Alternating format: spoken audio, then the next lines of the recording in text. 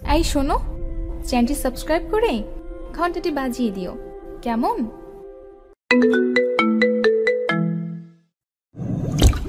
ওই কুত্তা, কল ধরিস না কেন? সরি রে, ঘুমেছিলাম। এবার বল, এত সকাল সকাল কল দিলি কেন? আজকে একটু তাড়াতাড়ি ক্যাম্পাসে আসিস, তোদের একটা গুড নিউজ দিব। কি গুড নিউজ? সেটা ক্যাম্পাসে এলে দেখতে পারবি। আর সানি আয়মানকেও বলে দিস তাড়াতাড়ি আসার জন্য। আমি ফারিয়াকে বলে দিছি। আচ্ছা ঠিক আছে, এখন ফোন রাখ, ফ্রেশ হব। ওকে। টুট টুট টুট, কলটা কেটে গেল। আমি উঠে ফ্রেশ হতে চলে গেলাম। চলেন, ফ্রেশ হতে হতে আপনাদের পরিচয়টা দিয়ে দেই। আমি জুয়েল, আপাতত স্টুডেন্ট লাইফে আছি। একটু আগে যে কল করেছিল সে আমার বেস্ট ফ্রেন্ড তন্নি। ফ্রেশ হওয়া শেষ, নাস্তা করে ক্যাম্পাসে চলে গেলাম। গিয়ে দেখি আমি ছাড়া সবাই বসে আছে। আমি যাওয়ার পরপরই তন্নি রাগী লোক নিয়ে আমাকে বলল, কি রে হারামি, তোকে আজকে একটু তাড়াতাড়ি আসতে বললাম আর তুই আজকে দেরি করে আসলি। সরি রে, রাস্তায় অনেক জ্যাম ছিল। তোর জন্য তো সব সময় জ্যাম থাকে, আমরা রাস্তা দিয়ে আসি না। এই হারামখোর, তুই চুপ থাক, সব সময় শুধু চামচামি করস। আচ্ছা বাদ দে না, এখন তোর নিয়ে কি বলবি তাড়াতাড়ি বল, আমরা ক্লাসে চলে যাব। আজকে কোনো ক্লাস হবে না, আজকে আমরা একটা পার্টি দিব। দেখ, এখন এগুলো করার সময় নেই, অন্যদিন করব। আগে বল তোর কি কথা আছে। দোস্ত, আমার বিয়ে ঠিক হয়ে গেছে। ছেলে অনেক বড় ব্যবসায়ী, কালকে আমাকে রিং পরিয়ে দিয়ে গেছে। তন্নির কথা শুনে আমার মাথার উপর যেন আকাশ ভেঙে পড়ল। সেই কলেজ লাইফ থেকে তন্নিকে আমি অনেক ভালোবাসি, কিন্তু ফ্রেন্ডশিপ নষ্ট হয়ে যাওয়ার ভয়ে কখনো বলতে পারিনি। আমি চেয়েছিলাম আগে নিজের পায়ে দাঁড়াই, ভালো একটা চাকরি পাই, তারপর তন্নিকে আমার মনের কথা বলবো। কিন্তু এটা কি হলো? না, আমি কিছু ভাবতে পারছি না। আমার মাথা ব্যথা করতেছে। এদিকে সানি, আইমান আর ফারিয়া তন্নিকে শুভেচ্ছা জানাচ্ছে। আমার নীরবতা দেখে তন্নি বলল, কি রে, তোর আবার কি হয়েছে? তুই খুশি হসনি? আমি তাড়াহুড়ো করে বললাম, আমি অনেক খুশি হয়েছি। তাহলে তুই এভাবে চুপ করে দাঁড়িয়ে আছিস কেন? দোস্ত, তুই সত্যি বিয়েটা করবি? অবশ্যই, এর থেকে ভালো ছেলে আর কোথায় পাবো? আর তাছাড়া বিয়ের বয়সও হয়ে গেছে। চুপ করে দাঁড়িয়ে রইলাম। আচ্ছা বাদ দে তো, এখন বল বিয়ে কখন? এই তো আগামী শুক্রবার, তোরা সবাই অবশ্যই আসবি। এই নে কার্ড। এ কথা বলে আমাদের সবাইকে একটা করে কার্ড দেয়। আমার কেন জানি বুক ফেটে কান্না আসছে। মনে হচ্ছে আমার জীবন থেকে অনেক বড় কিছু একটা চলে যাচ্ছে। নিজের অজান্তেই চোখের কোণে পানি চলে আসলো। আমার এমন অবস্থা দেখে তন্নি বলল, কি রে, কি হয়েছে তোর? কাঁদতেছিস কেন? আমি তাড়াতাড়ি চোখের পানি মুছে বললাম, আরে না, এমনি। তোর বিয়ে হবে শুনে খুশিতে চোখে পানি চলে আসলো। পাগল। আচ্ছা শোন, রায়হান কল দিচ্ছে, আমি একটু বাইরে যাচ্ছি, তোরা থাক। এই রায়হানটা আবার কে? আরে তোদের দোলা ভাই। আচ্ছা থাক, পরে কথা হবে। Bye bye. তন্নি চলে গেল। আমি অবাক দৃষ্টিতে ওর চলে যাওয়ার দিকে তাকিয়ে আছি। আস্তে আস্তে চোখটা ঝাপসা হয়ে গেল। মনে হয় আবার পানি এসে জমা হয়ে গেছে। এমন সময় ফারিয়া বলল, আচ্ছা আমি ক্লাসে যাচ্ছি, তোরা কেউ যাবি? তুই যা, আমরা একটু পর আসছি।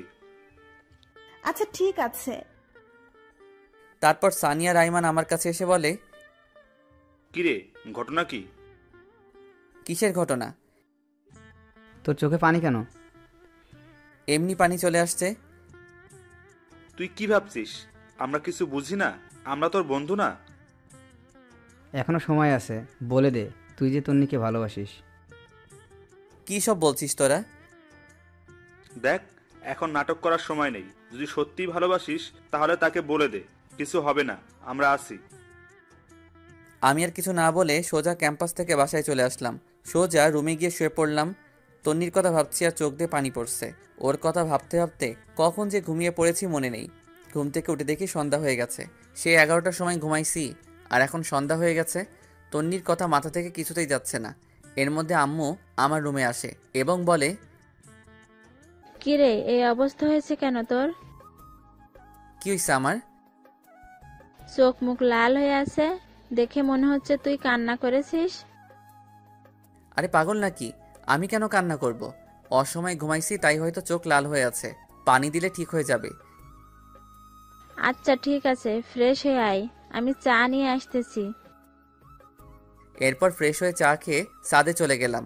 এক কোণে গিয়ে বসলাম আর 4টার দিকে তাকিয়ে আছি। মনের মধ্যে শুধু তন্নির সাথে কাটানো সময়গুলো উকি দিচ্ছে।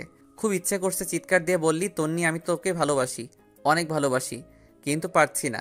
মনের মধ্যে অজানা একটা ভয় চেপে রেখেছে। একটু পর দেখলাম তন্নি কল করেছে। কলটা ধরতে ইচ্ছে করছে না, কয়েকবার দেওয়ার পর রিসিভ করলাম। কিরে, তুই কল ধরছিস না কেন? একটু ব্যস্ত ছিলাম। কি বলবি বল। শোন দোস্ত, কালকে আমরা শপিং করতে যাব, তুইও আমাদের সাথে যাবি। সরি, আমি পারবো না। তুই সানি বা আইমানকে নিয়ে যা। তাছাড়া ফারিয়া তো তোর সাথে আছেই। না, ওরা কেউ যাবে না, প্লিজ তুই চল। দেখ, আমার একটু কাজ আছে, আমি যেতে পারবো না। আমি এত কিছু বুঝি না, তুই যাবি। এরপর সে কলটা কেটে দিল। এমনিতেই ওর জন্য অনেক কষ্ট হচ্ছে, এর মধ্যে যদি শপিংয়ে যাই তাহলে আমার মাথা আরও খারাপ হয়ে যাবে। না, কিছুই মাথায় ঢুকছে না। যা হওয়ার তা পরে হবে। আমি কালকেই তন্নিকে আমার মনের কথা বলে দিব। পরের দিন ঘুম ভাঙলো তন্নির কলে। মোবাইলটা হাতে নিয়ে দেখি 22টা কল দিছে। তাড়াতাড়ি উঠে ফ্রেশ হয়ে তন্নিকে একটা টেক্সট পাঠালাম যে আমি আসছি। সারাদিন তন্নির সাথে শপিং করলাম, কথাগুলো বলতে চেয়েও পারলাম না। কেমন জানি অস্বস্তি লাগছে। তন্নির দিকে খেয়াল করে দেখলাম ও অনেক খুশি। এখন কথাগুলো কিভাবে বলবো, যদি ফ্রেন্ডশিপ নষ্ট করে ফেলে। আমি আর কিছু না ভেবে সোজা বাসায় চলে আসলাম। চিন্তা করলাম এখানে আর থাকবো না, তন্নিকে চোখের সামনে অন্য কারো হতে দিতে পারবো না। মনে মনে সিদ্ধান্ত নিলাম তন্নিকে সব কথা খুলে বলবো। যদি সে রাজি হয় তাহলে এখানে থেকে যাব, আর যদি রাজি না হয় তাহলে দেশের বাইরে চলে যাব। তাড়াতাড়ি করে আম্মুর কাছে গেলাম, গিয়ে বললাম, আম্মু আমি বাইরে চলে যাব, এখানে আর পড়ালেখা করব না। তুই না বলেছিলি এখানে তুই বন্ধুদের সাথে থাকবি, বাইরে যাবি না? সেটা আগে বলেছিলাম, এখন আমি আর দেশে থাকবো না। তুমি আব্বুকে ভিসা প্রসেসিং করতে বলো, আমি শুক্রবারের আগে চলে যাব। এত তাড়াতাড়ি কি হবে, সময় লাগবে। এত কিছু আমি জানি না, আমি শুক্রবারের আগে যেতে চাই। আচ্ছা তোর আব্বু বাসায় আসুক, আমি তার সাথে কথা বলবো। আমি আর কিছু না বলে সোজা নিজের রুমে চলে গেলাম। বসে বসে ভাবতে লাগলাম তন্নিকে আমাকে মেনে নিবে, নাকি আমাদের বন্ধুত্বটাই নষ্ট করে দিবে। যেটা হবে হোক, আমি বলবই। এইভাবে 2 দিন চলে গেল। তন্নির বিয়ের তারিখটাও চলে আসলো।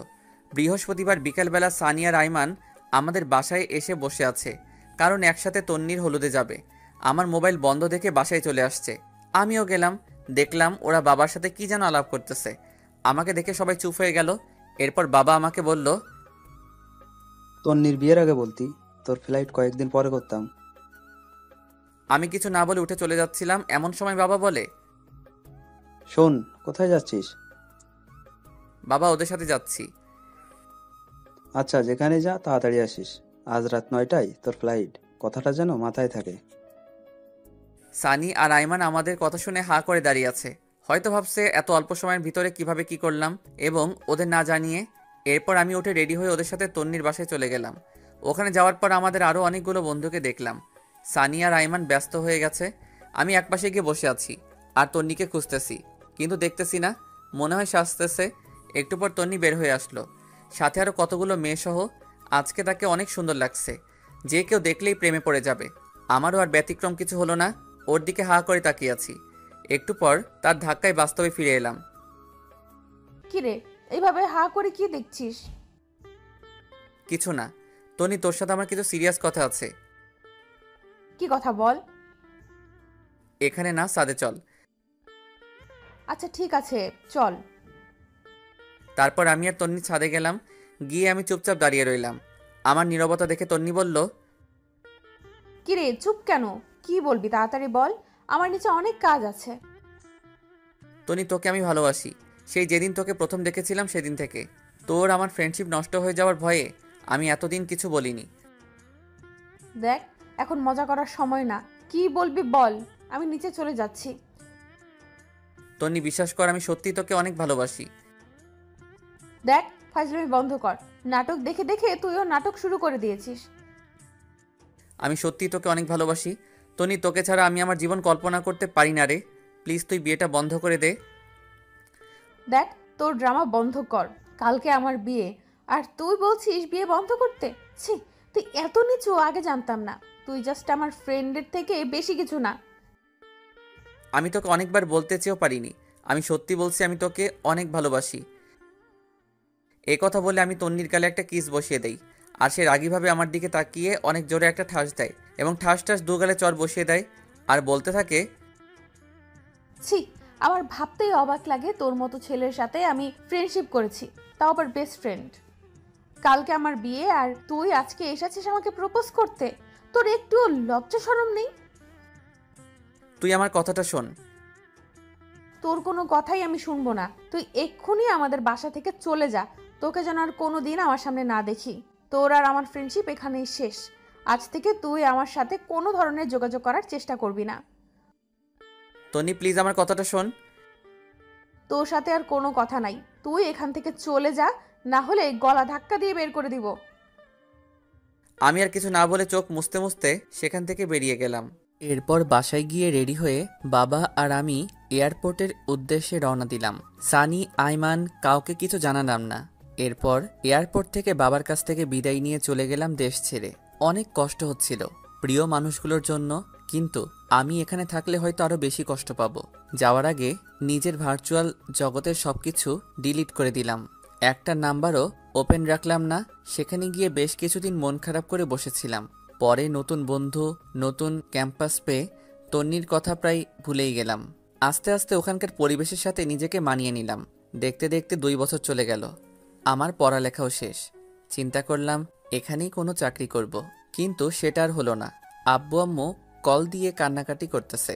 আব্বুকে অনেকবার বলছি আমি এখানে চাকরি করব, বাট আব্বু বলল নিজেদের ব্যবসা দেখাশোনা করার জন্য। সেদিন রাতে বসে বসে ল্যাপটপে কিছু কাজ করছি, এমন সময় বড় খালা আসলো। আমি বিদেশে বড় খালার কাছেই থাকি আর ওখান থেকে পড়াশোনা করি। আমার রুমে আমি খালাকে দেখে বললাম, খালামণি ঘুমাওনি এখনো? না রে বাবা, ঘুম আসছে না। তুই কি করতেছিস? কিছু না খালামণি, একটু কাজ করতেছি। কিছু বলবে? হুঁ বাবা, একটা কথা বলতাম, যদি তুই অনুমতি দিস। আরে কি আজব, আমার সাথে কথা বলার জন্য তোমার অনুমতি লাগবে নাকি? বলো কি বলবে। দেখ বাবা, আমার কোনো সন্তান নেই। তুই আমার নিজের সন্তানের মতোই। তুই যেদিন এখানে এসেছিলি আমি যে কি পরিমাণ খুশি হয়েছি তোকে বলে বোঝাতে পারবো না। আমি ভাবছি তোকে আমি সারা জীবন আমার কাছেই রেখে দেব, কিন্তু সেটা তো অসম্ভব। কেন অসম্ভব? আমি তোমাকে ছেড়ে কোথাও যাচ্ছি না। আর তোমার সন্তান নেই কে বলেছে? আমি তোমার সন্তান। কাল রাতে তোর আম্মু কল করেছিল। কি বলেছে? অনেক অসুস্থ, সারাদিন বাসায় থাকতে থাকতে ওর অনেক কষ্ট হয়। তোর বাবাও বাইরে বাইরে থাকে, তাই আমি বলছিলাম কি তুই দেশে ফিরে যা, তোর মায়ের কাছে থাক, আর একটা ভালো মেয়ে দেখে বিয়ে করে ফেল। তোর মা বাবাও অনেক খুশি হবে। খালামণি সবকিছু ঠিক আছে, বাট আমি দেশেও যাচ্ছি না, অ্যান্ড বিয়ে তো ইম্পসিবল। এরপর খালামণি আমার হাত ধরে বলল, প্লিজ বাবা, এমন করিস না। তোর মা বাবার কথা একবার চিন্তা কর। ওদের কি ইচ্ছা করে না ছেলের বউয়ের সাথে সময় কাটাতে, নাতিদের সাথে একটু খেলা করতে? প্লিজ বাবা, তুই দেশে ফিরে যা। প্রয়োজনে মাঝে মাঝে এখানে আসিস, কিছুদিন থাকবি, ঘুরবি, ভালো লাগবে। প্লিজ বাবা, না করিস না। আচ্ছা ঠিক আছে, দেখি। দেখ না, তুই কালকেই যাবি, এই নে টিকিট। এই কথা বলে আমার হাতে একটা টিকিট ধরিয়ে দিল। আমি অবাক হয়ে জিজ্ঞেস করলাম, খালামণি এটা কখন করলে? তোর এত কিছু জানার দরকার নেই। আর শোন, আমি কিছু জিনিস কিনে রেখেছি, এগুলো নিয়ে যাবি। এখন ঘুমা। পরের দিন সবকিছু ঠিকঠাক করে খালামণির কাছ থেকে বিদায় নিয়ে চলে আসলাম দেশে। বাবা মা আগে থেকেই এয়ারপোর্টে ছিল। আমাকে দেখে কান্না শুরু করে দিল। মায়ের দিকে তাকিয়ে আমি অবাক হয়ে গেলাম। অনেক অসুস্থ, ঠিকমতো দাঁড়াতেও পারছে না। বাবার অবস্থাও আগের মতো নেই। এরপর বাবা আর মায়ের সাথে বাসায় গিয়ে খাওয়া দাওয়া করে ঘুমিয়ে পড়লাম। আগের সিমটা আবার ওপেন করলাম। কল আর মেসেজ এসে পুরো সিম ফুল হয়ে আছে। একটা জিনিস দেখে খারাপ লাগলো, তনি একটাবার কল তো দূরের কথা, একটা মেসেজও দেয়নি। হয়তো অনেক সুখে আছে, অনেক ভালো আছে, তাই আমাকে আর প্রয়োজন মনে করেনি। চোখের কোণে পানি এসে জমা হয়ে গেল। আমি সানির নাম্বারটাতে কল দিলাম। কয়েকবার দেওয়ার পর কল ধরেই সানি বলতে শুরু করলো, কিরে তুই বাইসে আসিস? কেন, মরলে খুশি হতি নাকি? এই শালা, কথা বলবি না তুই। তোর সাথে কোনো কথা নাই, আমি তোর কেউ না। প্লিজ ভাই, রাগ করিস না, তোকে আমি সব কিছু বলবো। কিচ্ছু বলতে হবে না তোর, তুই তোর মতো থাক। আচ্ছা শোন, বিকেলে কফি শপে আয়, তোদের সাথে দেখা করব, আর কিছু কথা আছে। আইমান আর ফারিয়াকে একটু কষ্ট করে বলে দিস। আচ্ছা ঠিক আছে। এ কথা বলে কলটা কেটে দিলাম। বিকেলবেলা বের হয়ে কফি শপের দিকে রওনা দিলাম। রাস্তাঘাট সবকিছু কেমন যেন চেঞ্জ হয়ে গেছে। একটু পর কফি শপে গেলাম, গিয়ে দেখি সবাই বসে আছে। আজকেও আমার লেট হয়ে গেছে। আমাকে দেখেই ওরা দৌড় দিয়ে এসে জড়িয়ে ধরে ফেলে। এরপর তিনজনে মিলে 10 মিনিট কিল আর ঘুষি দেয়। এতদিনের জমানো সবগুলো একসাথে দিয়ে দেয়। ওদের সাথে কুশল বিনিময় করলাম। তারপর সানিকে বললাম, তো তোর আর কি অবস্থা, চাকরি বাকরি কিছু করিস নাকি? একটা প্রাইভেট কোম্পানিতে আমি আর ফারিয়া একসাথে জব করি। গুড। আইমান, তুই কি করিস? কি আর করবো, বাবার সাথেই আছি ব্যবসা নিয়ে। তো তুই কি করবি, দেশে থাকবি নাকি আবার উধাও হয়ে যাবি? আরে না, তোদের ছেড়ে আর যাচ্ছি না। তো তোর বউ কোথায়? আরে আমি এখনো বিয়ে করিনি, তবে আব্বা ওনার বন্ধুর মেয়ের সাথে ঠিক করে রেখেছে। ওর পড়ালেখা শেষ হলে তারপর বিয়ে। আচ্ছা ভালো। তোদের দুজনের কি অবস্থা? দেখি দুজন দুজনের দিকে তাকিয়ে হাসতেছে। এরপর আইমান বলল, মামা, ওরা নিজেরাই সারাই ফেলছে। কি, তোরাও এই কাজ করলি? যাক, খুশি হলাম। সারা জীবন একসাথে ছিলি, এখনো থাকবি, ভালো হইছে। তো তুই কবে করছিস? আমার মতো ছেলেকে কে মেয়ে দিবে বল? ধুর, ফাজলামি করিস না। এই তন্নি কেমন আছে রে? মনে হয় অনেক সুখে আছে, তাই না? এ কথা শোনার পর ওরা তিনজন একে অপরের দিকে তাকাতে লাগলো। এরপর আইমান বলল, আসলে তন্নির বিয়ে হয়নি। মানে মস্করা করছিস তাই না? দেখ, জোকস এখন ভালো লাগে না। না রে, আইমান ঠিক বলছে, ওর বিয়ে হয়নি। কি বলছিস তোরা? বিয়ে হয়নি কেন? তুই তো সেদিন চলে গিয়েছিলি, তাহলে তুই দেখতি কেন বিয়ে হয়নি। এত কথা না বলে বিয়ে কেন হয়নি সেটা বল। আসলে রায়হান ছেলেটা অন্য একটা মেয়ের সাথে রিলেশন ছিল। বিয়ের দিন সে ওই মেয়েকে নিয়ে পালিয়ে যায়। তারপর? তারপর আর কি, ওরা বিয়েটা ভেঙে দেয়। তন্নির বাবা ওদের হাতে পায়ে ধরেছিল, কিন্তু কোনো লাভ হয়নি। পরে আমরা তোকে অনেক খুঁজেছিলাম, বাট তুইও চলে গেলি। তন্নির বাবা আমাকে অনেকবার বলেছে তন্নিকে বিয়ে করার জন্য, বাট আমি করিনি, তোর কথা ভেবে। পরে তুই বুঝবি আমি আর তন্নি সিট করে বিয়ে করেছি। আরে ধুর, এসব কেন বলছিস? আমি কিছু বলতাম না, তুই বিয়েটা করে ফেলতি। না বন্ধু, সেটা হয় না। এরপর ফারিয়া বলল, সেই থেকে তন্নি পাথরের মতো হয়ে গেছে, ঠিক মতো খায় না, ক্যাম্পাসে যায় না, আমাদের সাথেও মেশে না, দরকার ছাড়া কোনো কথা বলে না, সারা দিন জানালার গ্রিল ধরে দাঁড়িয়ে থাকে। ওর আর বিয়ের জন্য প্রপোজাল আসেনি? আসছে, বাট সে করবে না। আমাদের বিয়ের সময় এসে গিফটটা দিয়েই চলে গেছে। ও কি এখন এখানেই থাকে নাকি চলে গেছে? না, আগের বাসায় আছে। আমি একটু ওর সাথে কথা বলবো, তোরা যাবি আমার সাথে? আজকে তো সময় নেই, কালকে বিকেলবেলা সবাই ফিরে আসি, কালকে চল। আচ্ছা ঠিক আছে তাহলে। এরপর ওদের কাছ থেকে বিদায় নিয়ে বাসায় চলে আসলাম। শুয়ে শুয়ে চিন্তা করতেছি ওর বাবা মায়ের কাছে বিয়ের প্রস্তাব দিলে কেমন হয়। ইস, আমি যদি সেদিন থাকতাম, হয়তো এতদিনে আমাদের বাচ্চাও বড় হয়ে যেত। এসব ভাবতে ভাবতে ঘুমাই গেছি। পরের দিন আমরা চারজন ওদের বাসায় গেলাম। দরজার সামনে দাঁড়িয়ে কলিং বেলটা বাজালাম। একটু পর ওর মা এসে দরজা খুলে দেয়। আমাদের দেখে উনি অনেক খুশি হন। আমাকে দেখে বলে, আরে জুয়েল, তুই কোথা থেকে আসলে? এতদিন কোথায় ছিলে বাবা? আন্টি, আমি তো দেশে ছিলাম না। ও আচ্ছা, এই দাঁড়িয়ে কেন আসো? সবাই ভিতরে আসো। এরপর আমরা সবাই ভিতরে গেলাম। অনেক বসে আন্টির সাথে গল্প করলাম, কিন্তু তন্নিকে কোথাও দেখছি না। আমি ফারিয়াকে ইশারায় বললাম তন্নিকে দেখতে। সে উঠে তন্নির রুমে গেল। গিয়ে অনেকক্ষণ পর আসলো। তারপর আমি বললাম, কিরে ও বাসায় নেই? আচ্ছা ভেতরে। এখানে নাকি আসবে না, তুই কথা বললে ভেতরে যা। এরপর আমি ওঠে ভিতরে গেলাম।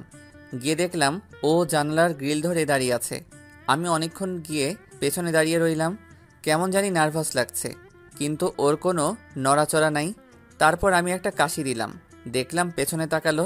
এরপর সে বলল, কি রে, কখন আসছিস? এই তো কিছুক্ষণ হলো। কেমন আছিস তুই? ভালো। তুই এখানে কেন আসছিস? কথাটা শুনে অনেক খারাপ লাগলো। এতদিন পর দেখা হলো, অথচ আমি কেমন আছি সেটা জিজ্ঞেস না করে উল্টো আমাকে বলে কেন আসছি। এরপর আমি বললাম, এখনো রাগ করে আছিস? সেদিনের জন্য আমি অনেক সরি। আমি কারোর উপর রাগ করি না, সেই অধিকার আমার নেই। এতদিন কোথায় ছিলি? বাইরে।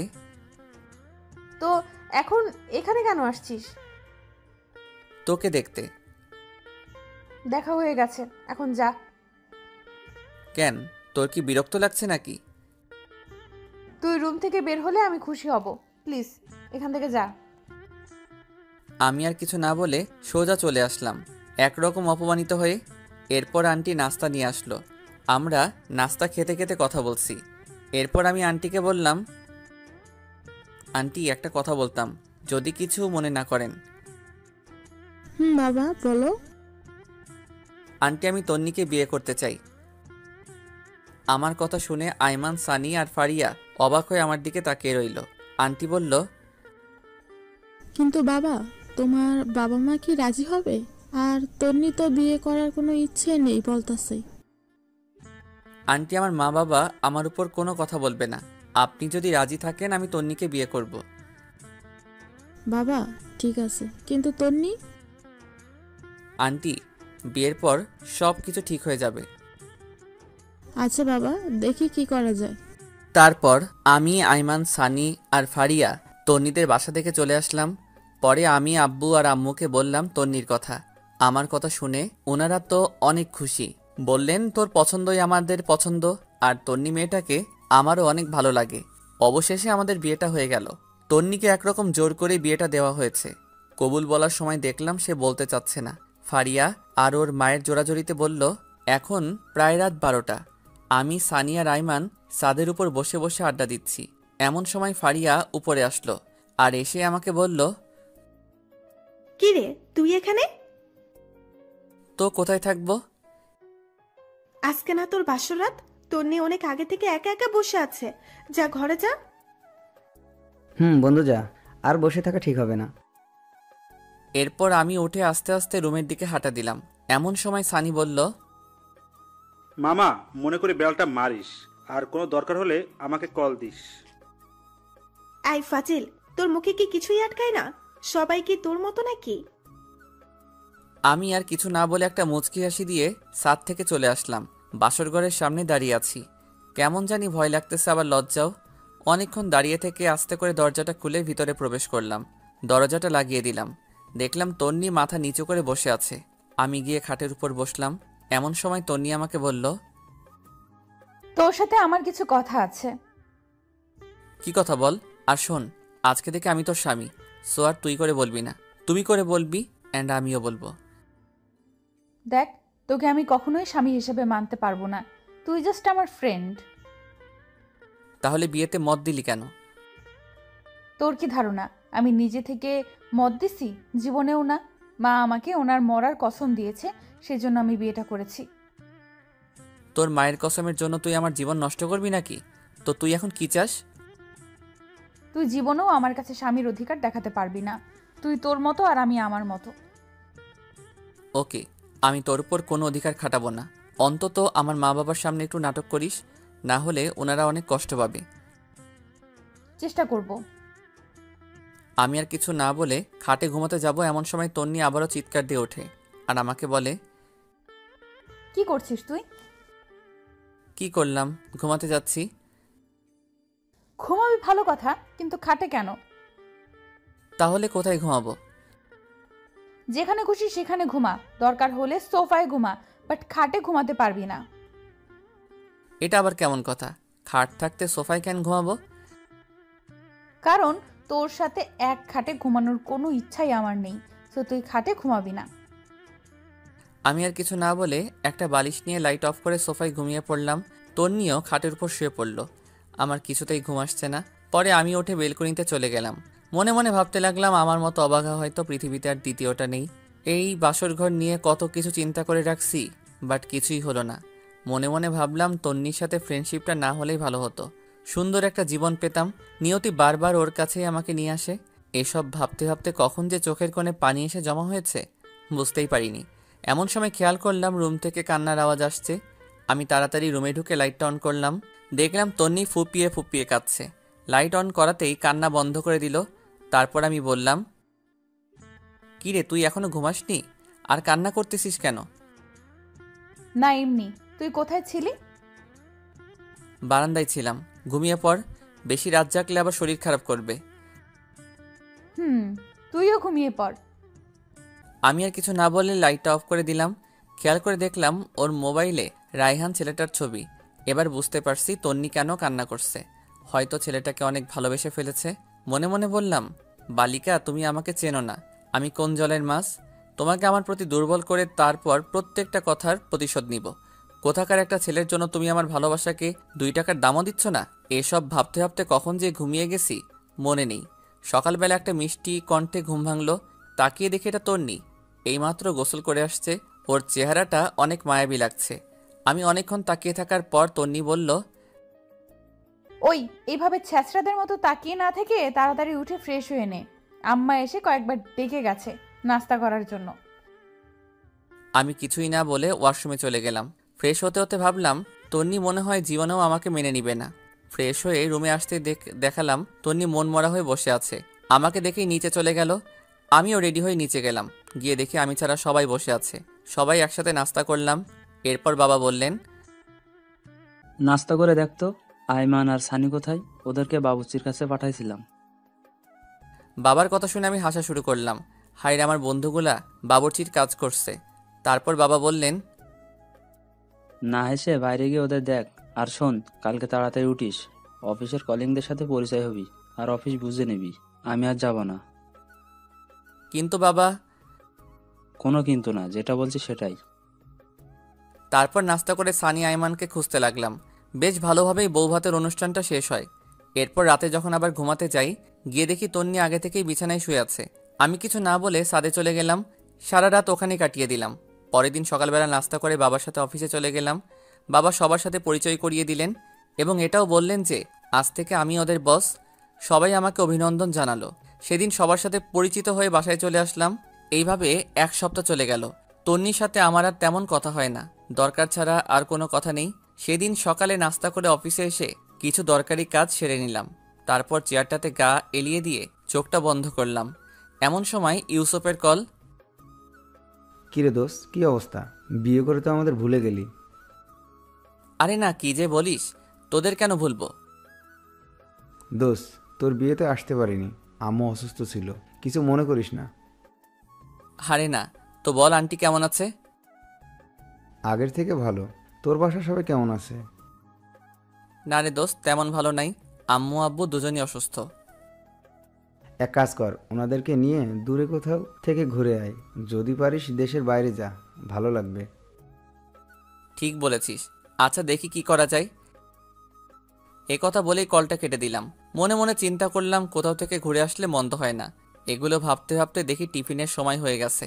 আমি হালকা কিছু খেয়ে নিলাম। এরপর চিন্তা করলাম তন্নিকে একটা কল দেই, খেয়েছে কিনা জিজ্ঞেস করি। এরপর তন্নিকে কল দিলাম। কিছুক্ষণ রিং হওয়ার পর কলটা ধরলো। বিরক্ত নিয়ে বলল, কি ব্যাপার, তুই এ সময় কেন কল দিলি? না মানে, খেয়েছিস কিনা জানার জন্য। দেখ, তোর আমাকে নিয়ে এত ভাবতে হবে না, আমাকে আমার মতো থাকতে দে। তারপর সে কলটা কেটে দিল। বুঝলাম না তন্নি কেন আমার সাথে এই রকম ব্যবহার করে। আমি তো ওর ভালো চাই, তবু সে কেন বোঝে না। না থাক, আজ থেকে আর ওর কেয়ার করব না।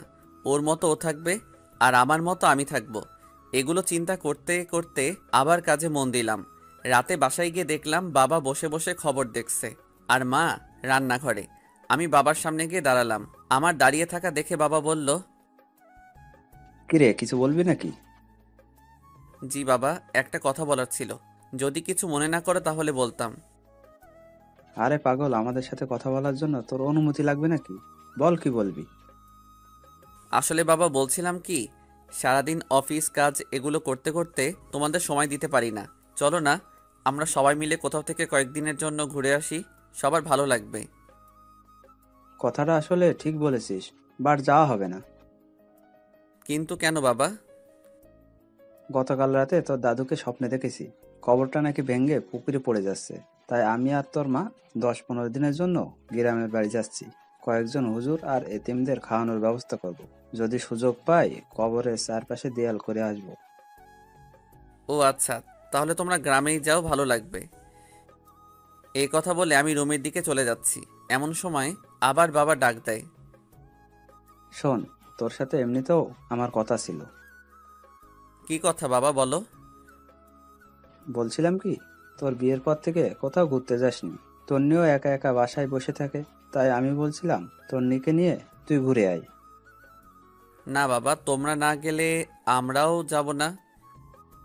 আরে পাগল, আমরা যে কয়েকদিন গ্রামের বাড়ি যাচ্ছি, সে কদিন তোরাও ঘুরে আয়, ভালো লাগবে। কিন্তু বাবা অফিস। আমি ম্যানেজারকে বলে দিয়েছি, সে দেখবে। আর শোন, তোর বড় খালার ওখানে চলে যা, তুই গেলে উনি খুশি হবে। ওনার সাথে কথা বলে আমি সবকিছু ঠিক করে রেখেছি। তোর মায়ের কাছে তোদের দুজনের টিকিট রেখে দিয়েছি। বাবা এগুলো আবার কখন করলে? এতে কিছু তোর জানার দরকার নেই, পরশুদিন ফ্লাইট। আমি আর কিছু না বলে হালকা একটা হাসি দিয়ে বাবার সামনে থেকে রুমে চলে গেলাম। মনে মনে ভাবতে লাগলাম, তন্নি কি রাজি হবে? যেই মেয়ে বিয়ের দিন রাতে আমাকে বলে স্বামী হিসেবে মানে না, সে কি রাজি হবে আমার সাথে হানিমুনে বাইরে ঘুরতে যেতে? দূর, যা হবার তা পরে হবে, আগে কিছু খেয়ে নেই, অনেক ক্ষুধা লাগছে। তারপর হালকা নাস্তা করে নিলাম, কিন্তু তন্নিকে দেখছি না কোথাও। রান্নাঘরে গেলাম, সেখানেও নেই। আম্মুকে জিজ্ঞেস করলাম, আম্মু তন্নিকে দেখছি না যে, ও কোথায় গেছে? তন্নি একটু ওর বাপের বাড়ি গেছে। আমিও আর না করিনি, সারাদিন বাসায় বসে থাকে। বাইরে থেকে ঘুরে আসলে মনটা একটু হালকা হবে। আর আমি তন্নিকে বলে দিয়েছি, তুইও আজকে ওদের বাসায় যাবি আর রাতটা ওখানে কাটাবি। সকাল হলে তন্নিকে নিয়ে বাসায় চলে আসবি। দূর, আমি গিয়ে কি করব? ওই, তুই কি পাগল? মেয়েটা একা একা ওখানে গেছে, আর যদি একা একা আসে তাহলে ওদের বাসার সবাই কি ভাববে? আচ্ছা, আমি সকালে গিয়ে নিয়ে আসব। সকালে মানে? এখন যাবি তুই? যা, রেডি হয়ে নে। কি আর করা, রেডি হয়ে ওদের বাসার দিকে রওনা দিলাম। তন্নিকে অনেকবার কল দিলাম, কিন্তু সে কল ধরছে না। তারপর আমি আইমান আর সানির সাথে চ্যাটিং করতে করতে ওদের বাসার সামনে চলে গেলাম। গাড়ি থেকে নেমে ওদের বাসার সামনে গিয়ে দাঁড়ালাম। তখন প্রায় 9টা বেজে গেছে। তারপর ভিতরে গেলাম। আমাকে দেখে শ্বশুর শাশুড়ি অনেক খুশি হলেন, তাদের সাথে অনেকক্ষণ কথা বলে নিলাম। এরপর শাশুড়ি আম্মা বললেন, যাও বাবা, রুমে যাও। তন্নি রুমে আছে, ওখানে গিয়ে ফ্রেশ হয়ে নিচে আসো, আমি খাবার রেডি করছি। আচ্ছা ঠিক আছে। এ কথা বললে আমি তন্নির রুমের দিকে হাঁটা দিলাম। ওর দরজার সামনে গিয়ে শুনতে পাই ওর রুম থেকে অনেক জোরে হাসি শব্দ আসছে। সবার থেকে ওর হাসিটা আলাদা, অনেকদিন পর সে হাসছে। আমি বাইরে থেকে উকি দিয়ে দেখলাম ওর কয়েকজন কাজিন সেখানে বসে ওর সাথে গল্প করছে। তাদের মধ্যে একজন আমাকে দেখে ফেলে, তারপর বলে, আরে দুলাভাই, আপনি আসতেন? আমরা আপনারই কথাই বলতেছিলাম, আসুন ভিতরে আসুন। তারপর আমি ভিতরে গিয়ে অনেকক্ষণ ওদের সাথে গল্প করলাম। তারপর ওরা সবাই চলে গেল। তখন তন্নি আমাকে বলল, তুই এখানে কেন আসছিস? মানে কি? তোর বাসায় আসার জন্য মনে হয় আমার ঠেকা পড়ছে? আম্মুই আমাকে আসতে বলেছে। তন্নি মুখে একটা বিরক্ত নিয়ে কিছু একটা বলতে যাবে, এমন সময় শাশুড়ি এসে আমাদের ডেকে নিয়ে গেলেন খাবার জন্য। আমি আর কিছু না বলে সোজা খেতে চলে গেলাম। খাবারের টেবিলে বসে তো অবাক, এত খাবার! আসলেই শ্বশুরবাড়ির রসের হাড়ি, সবগুলো খাবারই আমার পছন্দের। এরপর খাওয়া দাওয়া সেরে আমি রুমে এসে বিছানায় শুয়ে পড়লাম। কিছুক্ষণ পর তন্নি রুমে আসলো আর এসে চেঁচামেচি শুরু করে দিল। কিরে, তুই বিছানায় শুয়েছিস কেন? তো কোথায় শুব? তোর রুমে তো সোফাও নেই। সোফা নেই তো কি হয়েছে? ফ্লোর আছে না, ফ্লোরে শুয়ে পড়। মানে ফ্লোরে শুয়ে পড়বো মানে? এত মানে টানে বুঝি না, আমি তোর সাথে এক বিছানায় ঘুমাতে পারবো না। কেন ঘুমাতে পারবি না? শোন, বিয়েটা যেভাবেই হোক, এখন আমি তোর স্বামী, আর তোর ভয়ের কিছু নেই। আমি তোকে কিছু করব না। সেটাও যদি না হয় তাহলে তুই নিজেই ফ্লোরে শুয়ে পড়। ফ্লোরে আমার ঘুম আসে না। আমার সম্ভব বিরক্ত লাগছে মেয়েটার কর্মকাণ্ড দেখে। ইচ্ছা করছে কানের নিচে 2টা দিয়ে দেই। এরপর সে আবার বলতে শুরু করলো, এই শোন, এটা আমার রুম, সো বিছানাটাও আমার। আমার বিছানায় আমি ঘুমাবো। তো কি হইছে? ভুলে গেছিস এতদিন আমার বিছানায় ছিলি আর আমি সোফায় ছিলাম? আমি নিজের ইচ্ছায় ঘুমাইনি, তুই তো বললি আমাকে বিছানায় ঘুমাতে। দূরে ফালতুর সাথে কথা বলে পারা যাবে না, তাই আমি নিজেই ফ্লোরে শুয়ে পড়লাম। শুয়ে শুয়ে ভাবতেছি তন্নি যদি কালকে আমাদের বাসায় যাওয়ার পর শুনে যে আমি হানিমুনের ব্যবস্থা করে আসছি তখন কি করবে। এগুলো ভাবতে ভাবতে দেখলাম ফকিরনি খুব আরাম করে ঘুমিয়ে আছে। মনে মনে বললাম, তন্নি তুই হয়তো জানিস না আমি কি জিনিস। তোরে আমি এমন সোজা করব যে তুই আমাকে ছাড়া কিছুই বুঝবি না। এসব ভাবতে ভাবতে কখন যে ঘুমিয়ে পড়েছি নিজেও জানি না। খুব সকালবেলা ঘুমটা ভেঙে গেল। ঘুম থেকে উঠতে যাব এমন সময় দেখি পুরো পিঠটা ব্যথা করতেছে। করারও কথা, সারা রাত ফ্লোরে ছিলাম, তাই একটু বেশি ব্যথা করছে। খাটের দিকে তাকিয়ে তন্নি খুব আরামে ঘুমিয়ে আছে। ঘুমন্ত অবস্থায় ওকে একদম বাচ্চাদের মতো লাগছে। মুখটা অনেক মায়াবী লাগছে। আমি অনেকক্ষণ তাকিয়ে রইলাম। একটু পর দেখলাম ওর কতগুলো চুল উড়ে এসে মুখটা ঘুরে রাখছে। ইচ্ছে করছে চুলগুলোকে আলতো করে আবার পেছনে সরিয়ে দেই। বিয়ের পর থেকে এখনো পর্যন্ত তন্নিকে টাচও করিনি। এখন খুব ইচ্ছা করছে ওর মায়াবী মুখটা একটু হাত বুলিয়ে দিতে, কিন্তু যদি জেগে যায় তাহলে আমার 12টা বাজাবে। কিন্তু নিজের ইচ্ছাটাকে আর কন্ট্রোল করতে পারলাম না। ওর মুখের চুলগুলো আস্তে আস্তে সরাতে লাগলাম। হঠাৎ করেই তন্নির ঘুম ভেঙে যায় আর আমাকে ওর এত কাছে দেখে চিৎকার দিয়ে ওঠে এবং সাথে সাথে আমার মুখে ঠাস ঠাস 2টা চর বসিয়ে দেয়। তারপর রেগে চোখ মুখ লাল করে আমাকে বলতে লাগলো, ছি, তুই এত নোংরা! আমি তো তোকে ভালো মানুষ ভাবছিলাম, কিন্তু তুই যে এত নিম্নমানের আমি তো জানতাম না। তোর সাথে কথা বলতেই আমার রাগ হচ্ছে। তুই ভুল ভাবতেছিস, আমার কথা শোন। তোর কোনো কথাই আমি শুনবো না। এমন সময় তন্নির আম্মু এসে আমাদের ডাক দেয় এবং বলে তাড়াতাড়ি নিচে যেতে, নাস্তা রেডি। তারপর আমি আর কিছু না বলে ওয়াশরুমে চলে যাই। ফ্রেশ হয়ে এসে ওর রুমে বসে আছি। সেও কোথায় যেন গেছেন। বসে বসে ভাবছি, মানুষ করো সহজে অবিশ্বাস করতে পারে। আমি যদি জোর করে কিছু করার চেষ্টা করতাম তাহলে তো বিয়ের প্রথম রাতেই করতে পারতাম, বাট ওগুলো তো আমার মনে নেই। একটু পর তন্নি এসে আমাকে নিয়ে নাস্তা করতে গেল। আমিও কোনো কথা না বলে চুপচাপ নাস্তা করে রুমে চলে আসলাম। এসে রেডি হচ্ছি, কারণ তন্নিকে বাসায় দিয়ে এসে আমি আবার অফিসে চলে যাব। তন্নিও রেডি হয়ে আসলো। অতপর তাকে বাসায় দিয়ে আসলাম। অফিসে গিয়ে দেখি অনেক কাজ জমে আছে। এক নাগাড়ে করতে লাগলাম। ঘড়ির দিকে তাকিয়ে দেখি 2টা বাজে। না, এখন আর কাজ করা যাবে না। আমি উঠে নামাজ পড়লাম। তারপরে ক্যান্টিনে গেলাম নাস্তা খাওয়ার জন্য। এমন সময় তন্নির কল আসলো। বলো, কি হয়েছে? কিন্তু কলটা দিয়েছে বাবা। তারপর ওই বলল, তন্নি না, আমি তোর বাবা বলছি। বাবা এই সময় কল দিয়েছো, কিছু বলবে? তুই এখন কোথায়? ক্যান্টিনে এসেছি নাস্তা করার জন্য। নাস্তা করার দরকার নেই, তুই বাসায় আয়, একসাথে খাবো। কিন্তু বাবা। কোনো কিন্তু না, তোর সাথে কথা আছে। আচ্ছা ঠিক আছে, আসতেছি। এরপর আমি বাসায় চলে গেলাম। গিয়ে দেখি সবাই খাবার টেবিলে বসে আছে। মনে হচ্ছে আমার জন্য বসে আছে। আমি গিয়ে মায়ের পাশে বসলাম। খাওয়া দাওয়া শুরু হলো। এক সময় বাবা বলল, তোকে যে বলেছিলাম আমরা গ্রামের বাড়ি যাব, মনে আছে তোর? তোর দাদা দাদুর কবর পাকা করব। আছে, কিন্তু। কিন্তু কি? আমি কোথাও যেতে পারবো না। আরে তুই আমাদের সাথে যাবি কেন? তোরা তো ঘুরতে যাচ্ছিস। না বাবা, আমরা কোথাও যাচ্ছি না। দরকার হলে তন্নিকে তোমাদের সাথে নিয়ে যাও। দেখলাম তন্নি আমার দিকে আর চোখে তাকিয়ে আছে। তারপর মা বললেন, এটা কেমন কথা? তুই না কালকে বললি তোরা ঘুরতে যাবি? বলেছিলাম, বাট আর যাব না। আমার কাজ আছে, সবকিছু ক্যান্সেল করে দিয়েছি।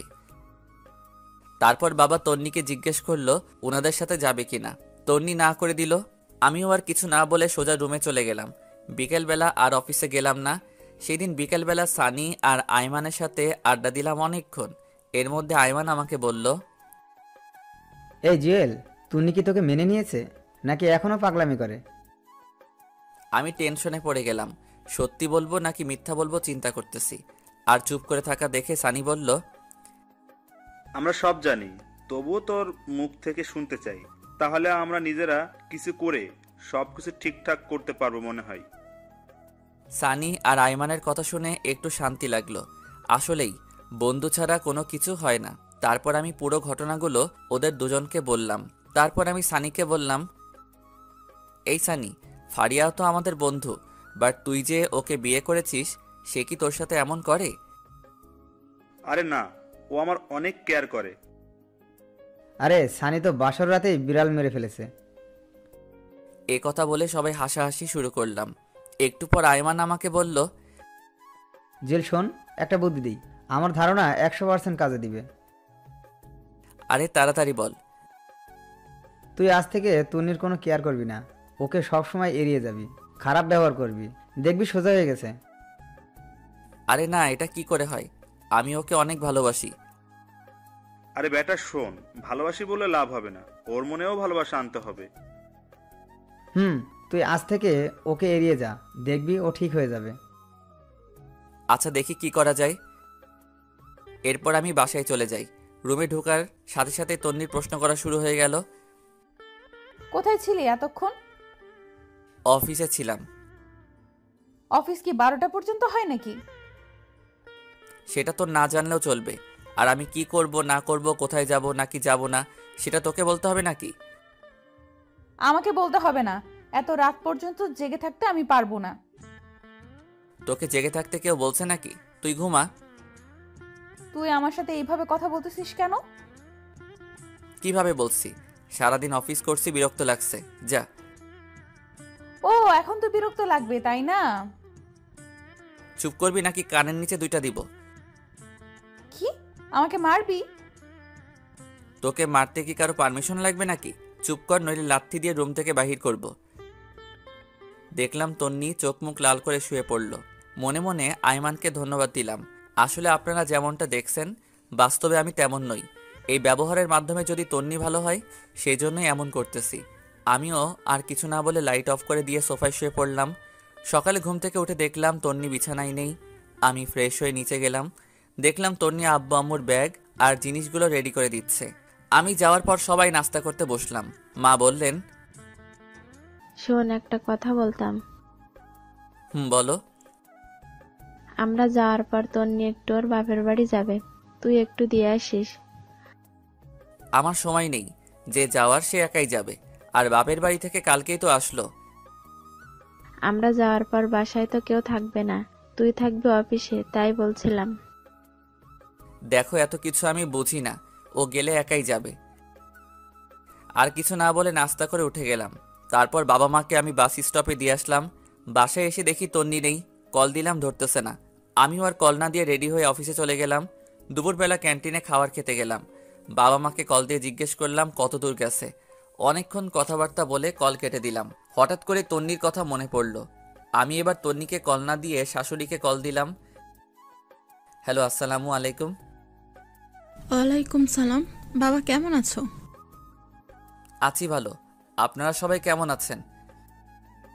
আছি, সবাই ভালো। খাওয়া দাওয়া করছেন?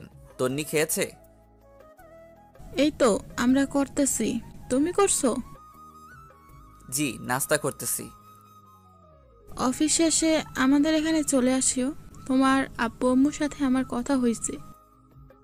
কিন্তু কোনো কিন্তু না, আমি বলছি তুমি চলে আসিও।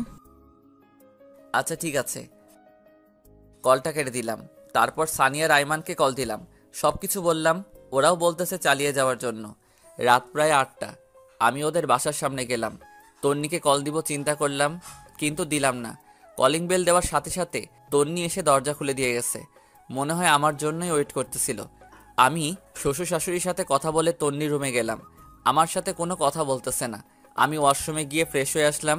একটু পর শাশুড়ি এসে খাওয়ার জন্য ডেকে গেল। আমিও সোজা নিচে চলে গেলাম। খাওয়া দাওয়া করে বাইরে বের হলাম।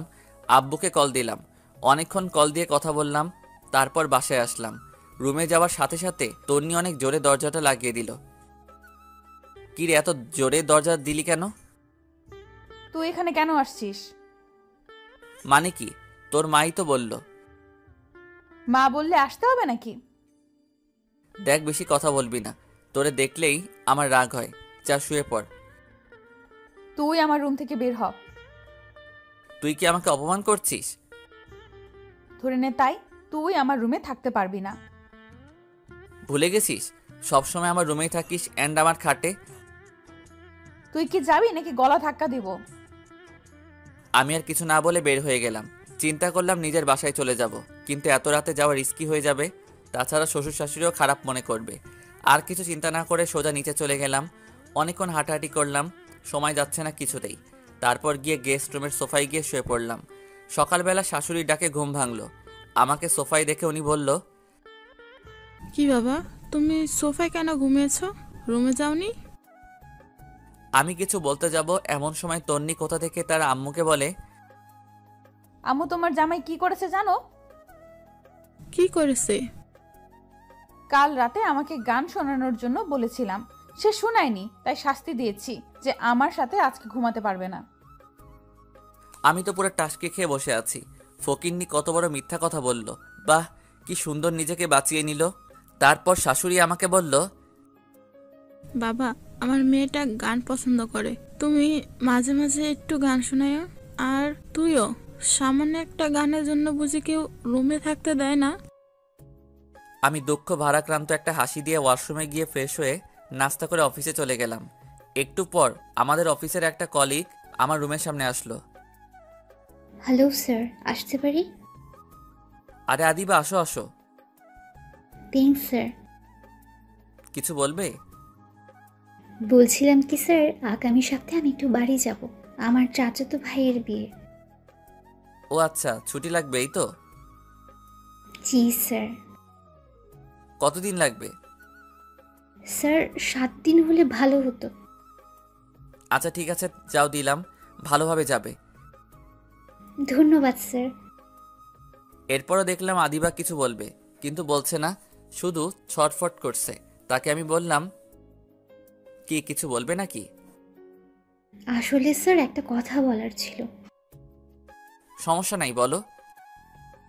স্যার এখানে তো আমার কেউ নেই, আপনাকে বড় ভাইয়ার মতো দেখি, যদি ভাই হিসেবে আমার একটু উপকার করতেন খুশি হতাম। আরে পাগল নাকি তুমি? কোনো সমস্যা নাই, তুমি নির্ভয় বলো। স্যার অনেক দিন পর বাড়ি যাচ্ছি তো, আব্বু আম্মুর জন্য কিছু শপিং করব আর কিছু জিনিস নেব। আপনি যদি বিকেলবেলা আমার সাথে একটু শপিংয়ে যেতেন অনেক উপকার হতো স্যার। আচ্ছা ঠিক আছে, যাব। ধন্যবাদ স্যার। কথা বলে আদিবা তার ডেস্কে চলে গেল। বিকেলবেলা আদিবার সাথে শপিং মলে গেলাম, অনেক কিছু নিলাম, ওর বাবার জন্য, ওর মায়ের জন্য। অনেক কেনাকাটা করার পর আদিবা একটা কসমেটিক্সের দোকানে গেল। আমিও ওর পিছে পিছে গেলাম। আদিবার ব্যাগগুলো আমার কাছে ছিল। কসমেটিক্সের দোকানে যাওয়ার পর আমি আর আদিবা পাশাপাশি দাঁড়িয়েছিলাম। সেখানে গিয়ে বিশাল আকারে একটা শক খেলাম। দেখলাম তন্নিও সেখানে তার বান্ধবীদের সাথে কি যেন কিনতেছে। আমাকে আদিবার সাথে দেখে আমার সামনে এসে বলে, মেয়েটা কে? ও আমার।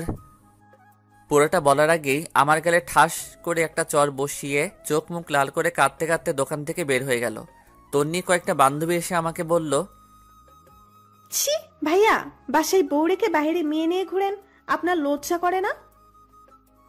তারপর সবাই দোকান থেকে বের হয়ে গেল। লজ্জায় আমার পুরো মুখ লাল হয়ে গেল। খারাপটাই সবাই দেখলো, আসল কাহিনীটা কারো চোখে পড়ল না। তারপর আমি আর আদিবাও বের হয়ে গেলাম।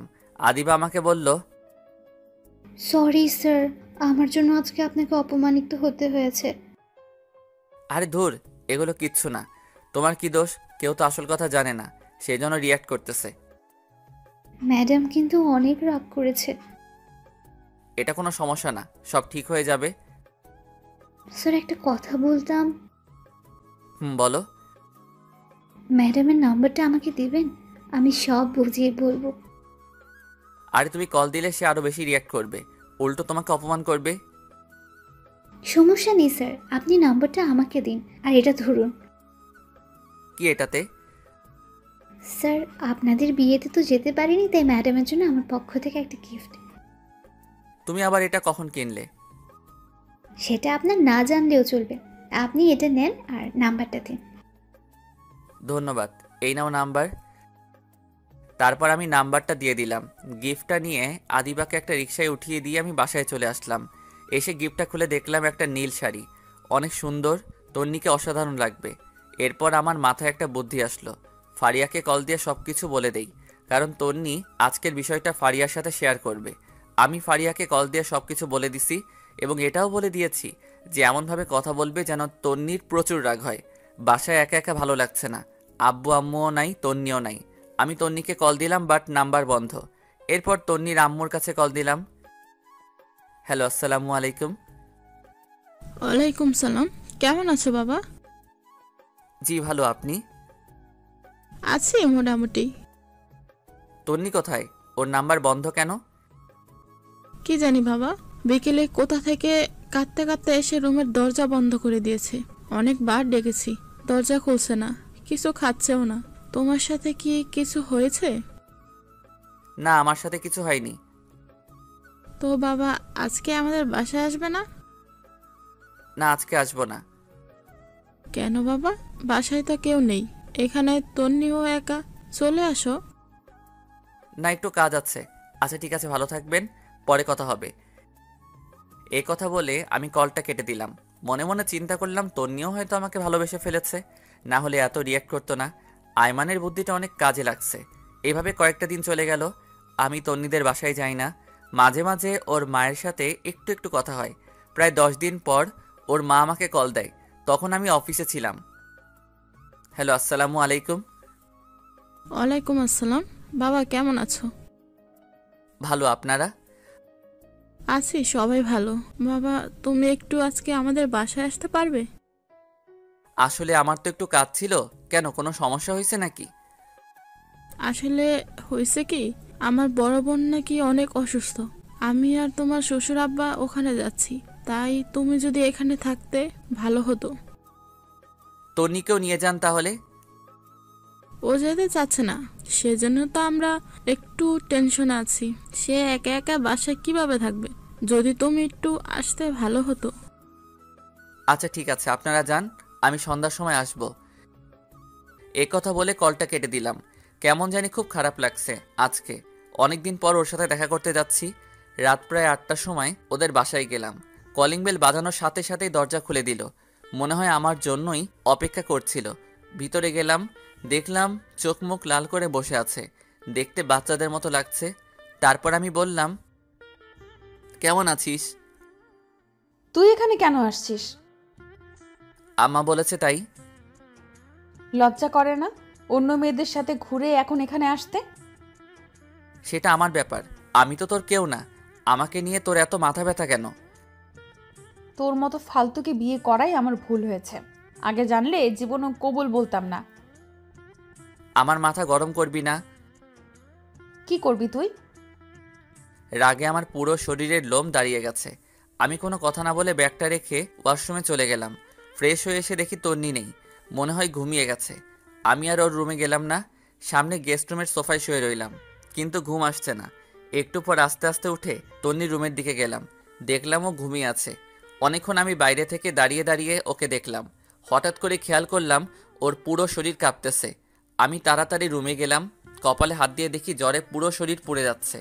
আমি তো টেনশনে পড়ে গেলাম, কি করব বুঝতে পারতেছি না।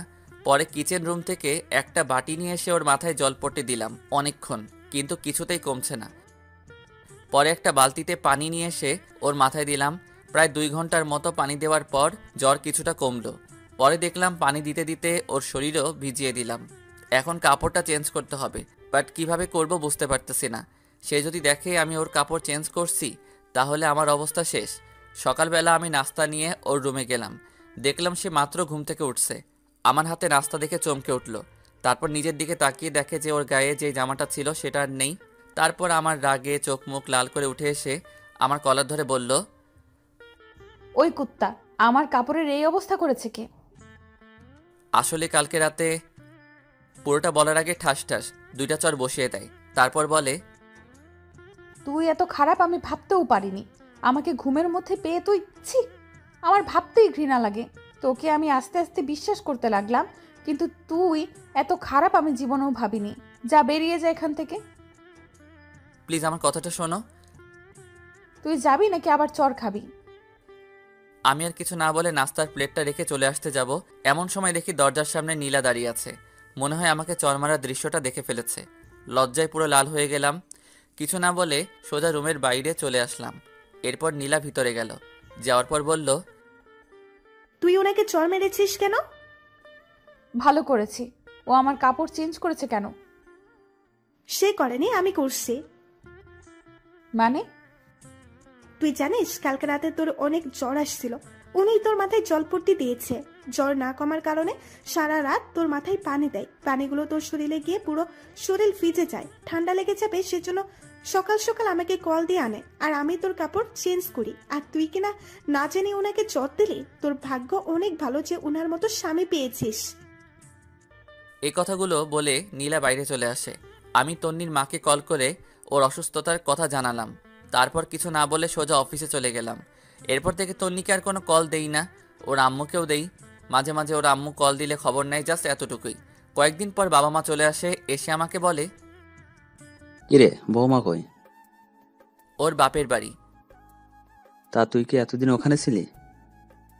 না, মাঝে মাঝে যেতাম। চুপ করে বেয়াদব, তুই কি ভাবছিস আমি কোনো খোঁজ খবর রাখি না? ঘরে বউ রেখে অন্য মেয়ে নিয়ে ঘুরতে তোর লজ্জা করে না? বৌমা আমাকে সবকিছু জানিয়েছে। বাহ, ফকির নিজের দোষ না স্বীকার করে আমাকে ফাঁসিয়ে দিল। জানি বাবা, এখন সত্য কথা বললে বিশ্বাস করবে না, তাই বলেও কোনো লাভ নেই। এরপর বাবা বললেন, এখন ওদের বাসায় যা, আর তন্নিকে তোর সাথে করে নিয়ে আসবি। কিন্তু বাবা, এখন তো কোনো কিন্তু নয়, যেটা বলছি সেটা। এখন তো রাত হয়ে গেছে, এখন কিভাবে আনবো? কালকে সকালে নিয়ে আসলে হবে না? গর্ধব, এখন আনতে কে বলেছে? এখন তুই যাবি, রাত থেকে কাল সকালে চলে আসবি। আমি কিছু বলতে যাব, এমন সময় বাবার দিকে খেয়াল করে দেখলাম রেগে আছে। আমি আর কিছু না বলে রেডি হয়ে ওদের বাসার উদ্দেশ্যে রওনা দিলাম। রাত প্রায় 9:30। আমি তন্নিদের বাসার সামনে দাঁড়িয়ে আছি। কলিং বেল দেওয়ার সাথে সাথে দেখলাম তন্নির মা এসে দরজা খুলে দিল। তারপর বলল, বাবা আসছো? পথে কোনো সমস্যা হয়নি তো? না, কোনো সমস্যা হয়নি। আচ্ছা বসো, খাওয়া দাওয়া করে নাও। তন্নিও বসে আছে, বাট আমি কিছু বলছি না দেখে সেও বলছে না। খাওয়া দাওয়া শেষ করে রুমে গেলাম, গিয়ে একটা চেয়ারের উপর বসে আছি। একটু পর তন্নি এসে দরজা লাগিয়ে দিল। আমাকে বলল, সরি। সরি কেন? সেদিন রাতের ঘটনার জন্য। আমি ভাবছি তুই আমার সাথে। থাক, বলতে হবে না, আমার কপালে ওগুলোই ছিল। তুই ঘুমা, সকালে তাড়াতাড়ি যেতে হবে। তুই কোথায় ঘুমাবি? আমাকে নিয়ে তোর চিন্তা করতে হবে না, তুই ঘুমা। খাটে ঘুমা, আমি নিচে ঘুমাবো। কেন, তোর চর খাওয়ার জন্য নাকি তোর কাছে অপমানিত হওয়ার জন্য? সে আর কিছু না বলে ঘুমিয়ে পড়ল। আমিও একটা বালিশ নিয়ে নিচে শুয়ে পড়লাম। সকালবেলা ঘুম থেকে ছাদে গেলাম। তন্নিও আমার পেছনে পেছনে গেল। দেখে মনে হচ্ছে কিছু একটা বলবে, বাট বলতে পারতেছে না। এরপর আমি বললাম, কিছু বলবি? তুই কি সত্যি আমাকে ভালোবাসিস? পাগল নাকি, তোরে কেন আমি ভালোবাসবো? মিথ্যা বললাম, দেখি ও কি রিয়াক্ট করে। তাহলে এতদিন যে বললি তুই আমাকে ভালোবাসিস? মিথ্যা বলেছি, তোর সাথে থাকার বা কথা বলার কোনো ইচ্ছাই আমার নেই। তাহলে আমাকে নিতে আসলি কেন? আব্বু আম্মু বলেছে তাই, না হলে জীবনেও আসতাম না। বাহ, ভালো তো, নতুন কাউকে পেয়ে গেছিস, এখন তো আর আমার দরকার নেই। তোর দরকার কখনো ছিল না, থাকবেও না। আদিবার সাথে আমি খুব ভালোই আছি। রাগানোর জন্য বললাম। তনি আর কিছু না বলে চোখ মুখ লাল করে কান্না করতে করতে নিচে চলে যায়। মনে মনে বন্ধু আইমানকে ধন্যবাদ দিতে লাগলাম, ওর বুদ্ধিটা কাজে লেগেছে। এইরকম জানলে আরও আগে থেকে ইগনোর করতাম।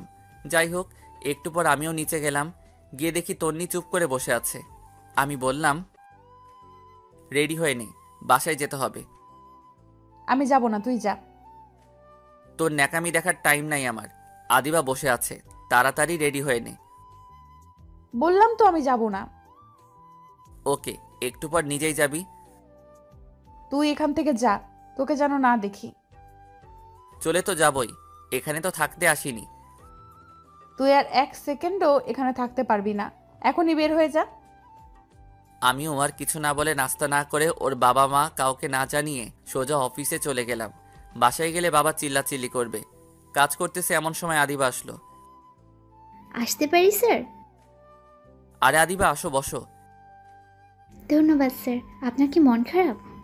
আরে না, এমনি ভালো লাগছে না। আমি জানি স্যার, ম্যাম আপনাকে কিছু বলেছে হয়তো।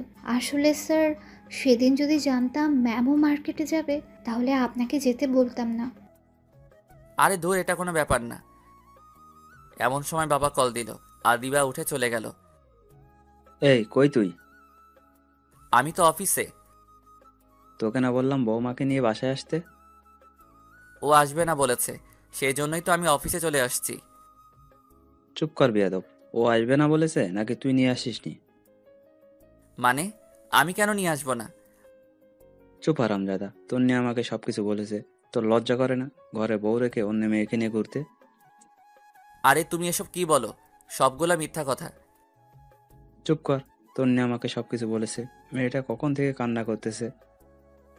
আমি আর কিছু না বলে কল কেটে দিলাম। দূর, ফকিরনিটা বাবাকে আনিয়ে বানিয়ে কি বলল আল্লাহ জানে। নিজে সব দোষ করে এখন আমাকে ফাঁসাই দিছে। বিকেলবেলা আইমান কল দিল। কি রে দোস্ত, কি অবস্থা? মামা, কি বুদ্ধি দিলি? তন্নি তো ফেসে গেছে। আরে কি বলিস? আচ্ছা শোন, সন্ধ্যার সময় তুই আর তন্নি কফি শপে আসিস, কথা আছে। ধুর, আমি তন্নিকে নিয়ে আসতে পারবো না, তোরা বল আসতে। আচ্ছা ঠিক আছে বলবো, তুই অন্তত সাথে করে নিয়ে আসিস, সানিয়া আর ফারিয়াও থাকবে। আচ্ছা ঠিক আছে। এরপর বাসায় গেলাম, দেখলাম তন্নি রেডি হয়ে বসে আছে। আমাকে দেখে বলল, আইমান কিছু বলেছে? না কিছু বলেনি। কেন? কফি শপে যাওয়ার জন্য বলেছে। তো যা, আমাকে বলছিস কেন? তোকেও যেতে বলেছে। আমি যাব না, তুই যা। একসাথে যাওয়ার জন্য বলেছে, তুই না গেলে আমিও যাব না। মনে মনে তো আমার লাড্ডু ফুটতেছে। আহা কি যে আনন্দ, বলে বোঝাতে পারবো না। যাই হোক, বেশি মুড নিতে গেলে আবার দেখা যাবে যে একসাথে যাওয়াই হবে না। একটু পর আমি আর তন্নি বের হয়ে গেলাম। একটা রিক্সা নিলাম। এই প্রথম বিয়ের পর একসাথে রিক্সা নিয়ে ঘুরতেছি। যখন ওর সাথে ফ্রেন্ড হিসেবে ঘুরতাম রিক্সায়, কি মজাটাই না হতো। সব কিছু মনে পড়তে লাগলো। আমি রিক্সার একপাশে সরে বসে আছি। তন্নি বারবার আমার দিকে তাকাচ্ছে। একটু পর কফি শপে গেলাম। দেখলাম আইমান, সানিয়ার ফারিয়া বসে আছে। আমাদের দেখে বলল, বাহ, দুজনের এখন আসার সময় হলো? না রে, একটু কাজ ছিল তাই। বুঝি বুঝি, কি এমন কাজ? তন্নি গিয়ে ফারিয়াকে জড়িয়ে ধরলো। এদিকে আইমান আমাকে ইশারা দিতেছে, বলতেছে কাজ হচ্ছে। এমন সময় সানি বলল, দোস্ত শোন, তোরা থাক, আমাদের একটু কাজ আছে, যেতে হবে। সে কি, মাত্রই তো আসলাম, কফিটা খেয়ে যা। না রে, অনেক কাজ, সময় কম। আচ্ছা তুই যা, ফারিয়া থাকুক। না রে, ওরে ছাড়া আমার কোনো কাজ হয় না। ওর কপালে চুমু না খেয়ে কাজে মন বসে না। চুপ কর ফাজিল। আচ্ছা তোরা থাক, পরে কথা হবে। এ কথা বলে ফারিয়া আর সানি চলে গেল। আইমানও কেমন জানি ছটফট করতেছে। আমি বললাম, কিরে তোর আবার কি হইছে? আসলে দোস্ত, বাসায় একটা কাজ ফেলে এসেছি, এখনই বাসায় যাওয়া লাগবে। মানে কি, তোদের সবার কাজ আছে আগে বলতি? তোরা না বললি একসাথে কফি খাবি? তোরা খা, আমি একটু আসি। এ কথা বলে আইমানও চলে গেল। আমি আর তন্নি বসে আছি। একটু পর কফি আসলো, দুজনেই খেলাম। দুজনে নীরবতা ভেঙে তন্নি বলল, একটা কথা বলতাম। বলো। অনেকদিন কোথাও ঘুরি না, চল পার্কটাতে একটু ঘুরে আসি। আমিও কেন জানি ওর এই আবদারটা না রেখে পারলাম না। অনেকক্ষণ দুজন একসাথে হাঁটলাম, ভালো লাগলো। রাত প্রায় 8টা। বাসায় গেলাম, দেখলাম বাসায় কেউ নেই, কিন্তু দরজা খোলা। বাবা মা দুজনকে ডাক দিলাম, কারো কোনো সারা শব্দ নেই। তন্নিও ভয়ে কাঁদতেছে। একটু পর নীরবতা ভেঙে শুরু হলো আমাদের দুজনের মুখের উপরের স্প্রে মারা। আর সবাই একসাথে বলতে লাগলো, happy birthday Tonni, happy birthday to you. বাবা মা, সানিয়া, আইমান আর ফারিয়া সবাই একসাথে। দেখে তো আমরা পুরাই অবাক। আমি নিজেও ভুলে গেছি আজকে তন্নির জন্মদিন, কিন্তু বন্ধুগুলার মনে আছে। সেই জন্য তারা কফি শপ থেকে তাড়াতাড়ি চলে আসছে। তারপর বড় একটা কেক কাটা হলো। তন্নি সবার প্রথম আমাকে খাইয়ে দিয়েছে, আমিও খাইয়ে দিয়েছি। এক এক করে সবাই সবাইকে খাইয়ে দিয়েছে। এমন সময় তন্নি বলল, এতগুলো আয়োজন কে করেছে? সবাই একসাথে আমাকে দেখিয়ে দিল। আমি তো পুরাই টাসকি খেয়ে গেলাম। আমি নিজেই কিছু জানি না, আর ওরা বলছে আমি করছি। সেদিন সবাই একসাথে খাওয়া দাওয়া করে নিলাম। ওদের বাসায় যেতে দেইনি। আমি, সানিয়া, আইমান একসাথে ঘুমাইছি। ফারিয়া আর তন্নি একসাথে ঘুমাইছে। পরে যে যার মতো চলে গেল। আমিও অফিসে চলে গেলাম। দুপুরবেলা আদিবা আমার রুমে আসলো। স্যার আসতে পারি? হুম, আসো বসো। স্যার একটা কথা বলতাম। হুম, অবশ্যই বলো। আসলে স্যার আমার একজনের সাথে রিলেশন আছে। বাবা বিয়ের জন্য চাপ দিচ্ছিল, তাই আমি বাবাকে ফাহাদের কথা বলেছি। ফাহাদ আমার বয়ফ্রেন্ড। বাবা বলেছে ওকে নিয়ে বাবার সাথে দেখা করার জন্য। যদি আজকে বিকেলের জন্য আমাকে ছুটি দিতেন উপকার হতো খুব। আরে এটা কোনো কথা? তুমি আমাকে আগে বলবে না? ওকে যাও, দিলাম। ধন্যবাদ স্যার। আদিবা একটু কষ্ট করতে পারবে? জি স্যার, বলুন। তোমার পাশের আলমারিটার উপর একটা হলুদ রঙের ফাইল আছে, যদি একটু কষ্ট করে দিতে উপকার হতো। এতে কষ্টের কি আছে? এ কথা বলে আদিবা উঠে ফাইলটা নিতে গেল। আলমারি উঁচু হওয়ার কারণে সে একটু উপরের দিকে উঠে পায়ের আঙুলের উপর ভর করে ফাইলটা নিতে যাবে, এমন সময় পা স্লিপ করে উল্টে যেতে লাগলো। আমি তাড়াতাড়ি উঠে ওকে ধরে ফেললাম, আর এমন সময় তন্নি এসে উপস্থিত। আমাদের একসাথে দেখেই চিৎকার দিয়ে উঠল। দেখলাম হাতে একটা টিফিন বাটি, মনে হয় দুপুরের খাবার নিয়ে আসছে। ধুর শালার, কেন যে আদিবাকে ফাইলটার কথা বললাম। যদি না বলতাম তাহলে তন্নি হয়তো কিছু দেখতো না। আমি আদিবাকে ছেড়ে দিলাম। তন্নি রাগে চোখ মুখ লাল করে আমাকে বলল, ছি, তুই এত খারাপ? প্লিজ তুই শান্ত হ, আমার কথা শোন। কি শুনবো? নিজের চোখেই তো সব কিছু দেখলাম।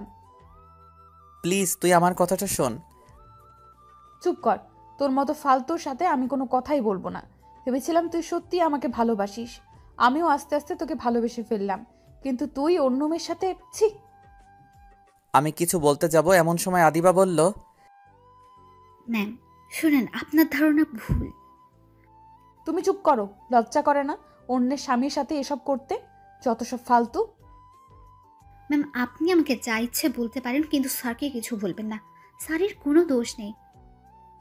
চুপ করো তুমি। সেদিন তো শপিং করতেও দেখেছি তোমাদের, আবার বড় বড় কথা বলছো। লজ্জা করে না? ম্যাম আপনাকে সেদিন রাতে আমি অনেকবার কল দিয়েছি সত্যিটা বলার জন্য, বাট আপনিই কল ধরেননি। সেদিন আমি স্যারকে জোর করে শপিং করতে নিয়ে গেছি। আসলে এখানে আমার কেউ নেই, স্যারকে ভাই ডেকেছি। একটা কাজিনের বিয়ে ছিল, প্রায় 6 মাস পর বাড়ি যাচ্ছি, তাই বাবা মায়ের জন্য কিছু জিনিস কিনতে যাচ্ছিলাম। আর আপনি সেখানে আমাদের দেখে ফেললেন, স্যারকে সবার সামনে চড় দিলেন। জানেন সেদিন আপনার জন্য একটা নীল শাড়ি আমি কিনেছিলাম। স্যার অনেকবার বলেছিল আপনাকে নাকি নীল শাড়িতে ভালো মানায়। আপনাদের বিয়েতে না যেতে পারে একটা নীল শাড়ি আমি আপনার জন্য কিনে স্যারকে দিয়েছিলাম। বিনিময়ে আপনি স্যারকে চড় দিয়েছেন, নয়তো অপমান করেছেন। সেদিনের কথা বাদ দাও, আজকেরটা তো আমি নিজের চোখেই দেখলাম। আজকে কি ছিল তাহলে? আমার একজনের সাথে রিলেশন আছে, বাবা চাইছে তাকে বাবার সাথে পরিচয় করিয়ে দেওয়ার জন্য। আমি স্যারের কাছে এসেছি বিকেলবেলা ছুটি দেওয়ার জন্য। স্যার আমাকে ছুটি দিয়েছে। আমি চলে যাওয়ার সময় স্যার ফাইলটা দিতে বললেন। আমি ফাইলটা নিতে গিয়ে পড়ে যাচ্ছিলাম, এমন সময় স্যার আমাকে ধরে ফেললেন।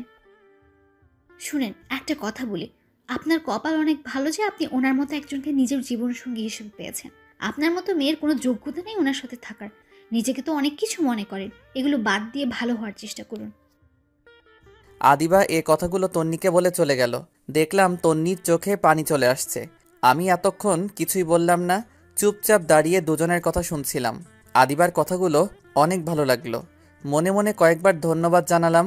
একটু পর তন্নি আমার দিকে তাকালো, চোখ মুখ লাল হয়ে আছে। তারপর আমাকে বলল, নিজেকে খুব চালাক মনে করিস তাই না? মানে? তুই কি ভাবছিস আমি কিছুই জানি না? কি জানিস তুই? এই যে এতদিন অবহেলার নাটক করেছিস, আমার সাথে খারাপ ব্যবহার করেছিস, নিজেকে হিরো ভাবছিস? মনে মনে ভাবলাম তন্নিকে এগুলো আবার কে বলে দিছে, শালা আইমাইন না বলে দিল নাকি? এরপর আমি বললাম, এগুলো সব মিথ্যা কথা, আমি যা করেছি মন থেকে করেছি। তোকে এই কথাগুলো কে বলেছে? তুই কি ভাবছিস এরা শুধু তোর ফ্রেন্ড? আমার ফ্রেন্ড না, পারিয়া আমাকে সব কিছু বলেছে। শালার মেয়েদের পেটে কিছুই হজম হয় না, কি দরকার ছিল তন্নিকে এগুলো বলার? তারপর আমি বললাম, তোকে এই কথাগুলো ফারিয়া বলেছে? দেখ ওর কি হাল করি। কি করবি তুই ফারিয়ার? এ কথা বলে আস্তে আস্তে এগুতে লাগলো। আমি বললাম, কি ব্যাপার, তুই এদিকে কেন আসছিস? কেন এসেছি তাই না? দেখ একদম কাছে আসবি না, আমি কিন্তু চিল্লাচিল্লি করব। কর চিল্লা চিল্লি, দেখি কে আসে। আমি পিছাইতে পিছাইতে দেওয়ালের সাথে লেগে গেছি। এ কি করছিস তুই? বলার আগেই ঠোঁট দিয়ে আমার ঠোঁট চেপে ধরলো। আমার পুরো শরীরের লোম দাঁড়িয়ে গেল। কিছুক্ষণ এভাবে থাকার পর আমি তন্নিকে একটু দূরে সরিয়ে দিলাম। বললাম, এই তুই কি পাগল? এটা আমার অফিস, বেডরুম না। যদি কেউ দেখে ফেলতো? দেখুক, তাতে আমার কি? খাইছিস? মাত্রই তো খাইলাম। আর দূর, এটা না। দুপুরে খাইছিস? না, তোর জন্য রান্না করে নিয়ে আসছি। তুই করছিস নাকি আম্মা করছে? দুজনেই করছি। তুই এত কথা বলছিস কেন? আচ্ছা ঠিক আছে, বলবো না। তুই ফ্রেশ হয়ে আয়, একসাথে খাবো। ওকে। এরপর তন্নি ওয়াশরুমে চলে গেল। আমি মনে মনে ভাবছি অবশেষে তন্নি লাইনে আসলো। হারামি বন্ধুগুলা না থাকলে হয়তো কিছুই সম্ভব হতো না। একটু পর তন্নি বাইরে আসলো। আমি একটা প্লেটে ভাত দিয়ে তাকে বললাম, এই ধর, খেয়ে নে। আমি খাবো না। কি আজীব, তুই না একটু আগে বললি খাবি? এভাবে খাবো না। তো কিভাবে খাবি? যদি কেউ একজন খাইয়ে দেয় তাহলে খাবো। আমি আর কিছু না বলে ওকে খাইয়ে দিলাম, নিজেও খেয়ে নিলাম। খাওয়া দাওয়া শেষে তন্নিকে বাসায় পাঠিয়ে দিলাম। তন্নি চলে যাওয়ার পর ফাইলটা নিলাম। এমন সময় আইমানের কল। দোস্ত কি অবস্থা? আরে মামা, কি বুদ্ধি দিলি! তন্নি তো পুরো ফিদা হয়ে গেছে। আরে কি বলিস? আর তন্নির জন্মদিনে এত বড় একটা সারপ্রাইজ দেওয়ার জন্য ধন্যবাদ। আমি ভুলেই গেছিলাম ওর জন্মদিন। আরে মামা, সারপ্রাইজের কি দেখলা? আরো বড় সারপ্রাইজ এখনো রয়ে গেছে। আরে কি বলিস? কি সারপ্রাইজ, তাড়াতাড়ি বল। না এখন না, বিকালে কফি শপে আয়, বাকিরাও আসবে, সবাইকে একসাথে বলবো। আচ্ছা ঠিক আছে। শোন, আসার সময় তন্নিকে নিয়ে আসিস। আমি সানি আর ফারিয়াকে বলে দিছি। আচ্ছা ঠিক আছে।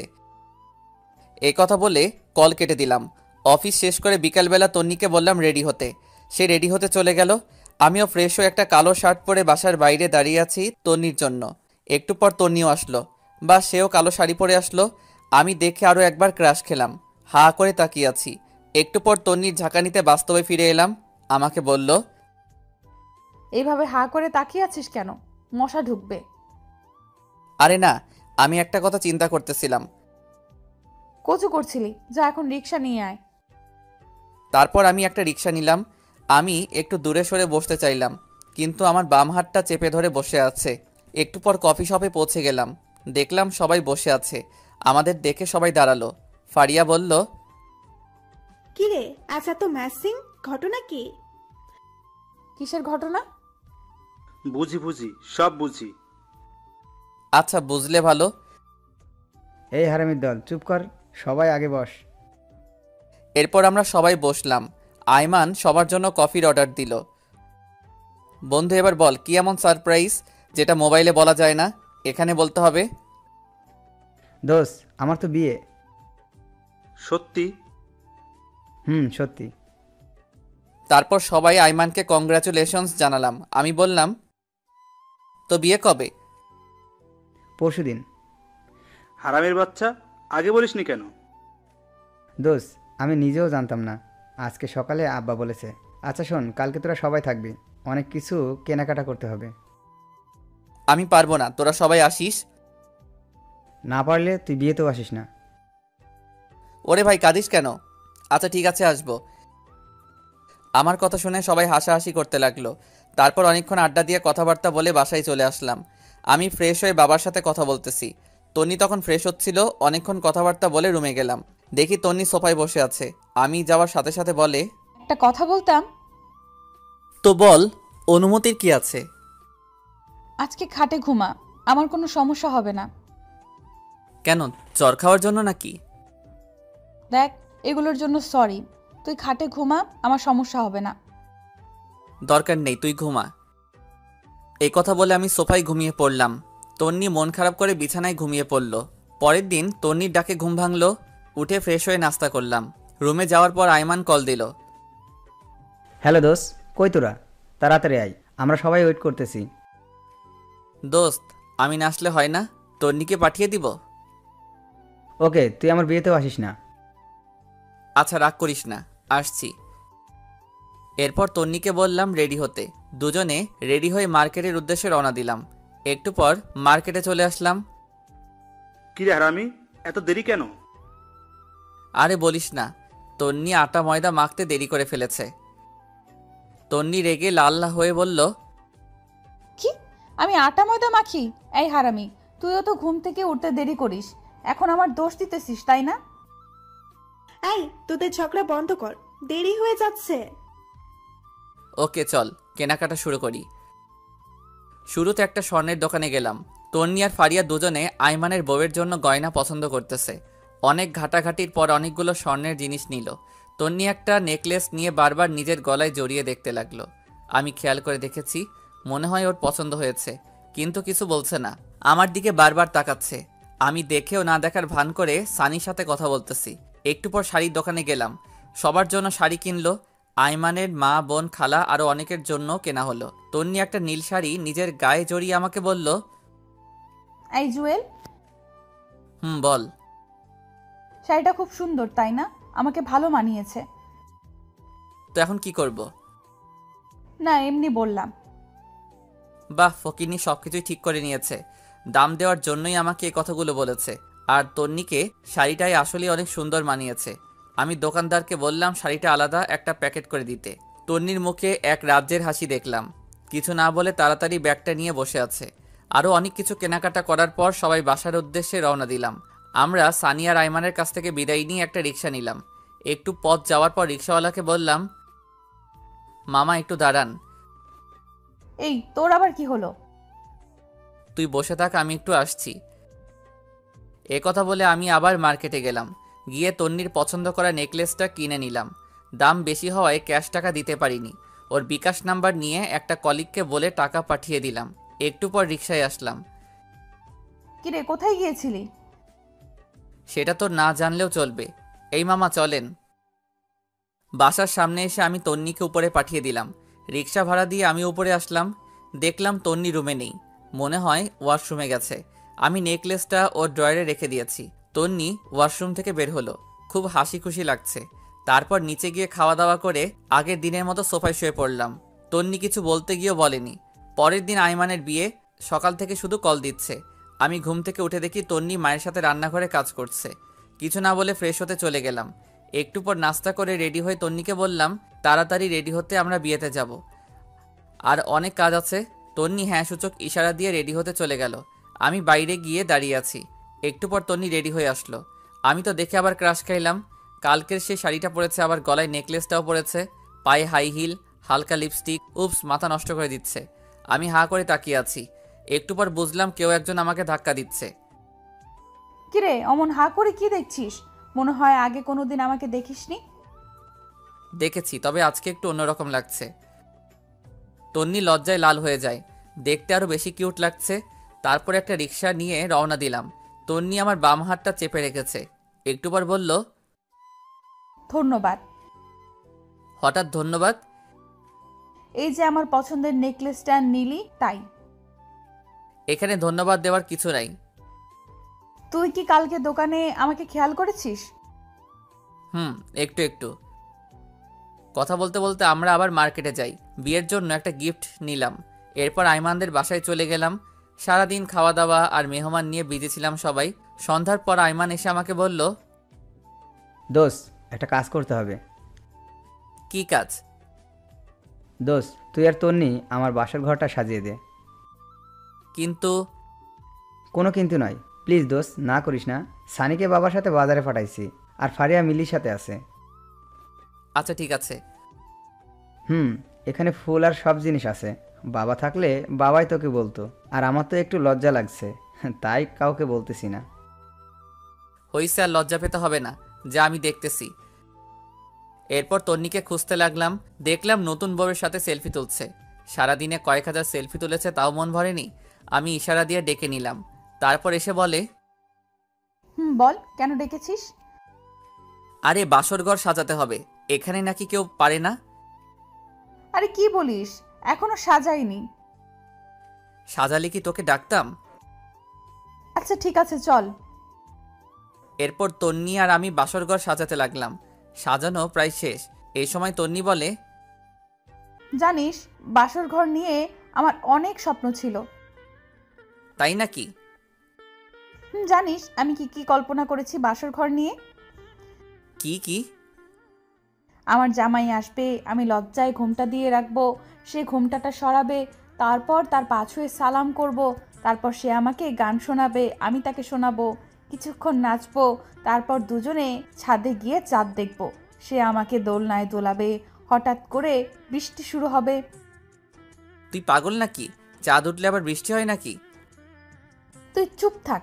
তারপর আমরা দুজনে অনেক সময় হাত ধরে ভিজবো, তারপর আবার রুমে চলে আসব, আমি তার বুকে মাথা রেখে ঘুমিয়ে পড়ব। আমি তন্নির কথাগুলো শুনে একটু অভিমানের ভঙ্গিতে দাঁড়িয়ে দাঁড়িয়ে আয়মানের বাসর ঘরে গোলাপ ফুল ছিটাচ্ছি। আমার এমন মুখ দেখে তন্নি বলে, কিরে, তোর আবার কি হলো?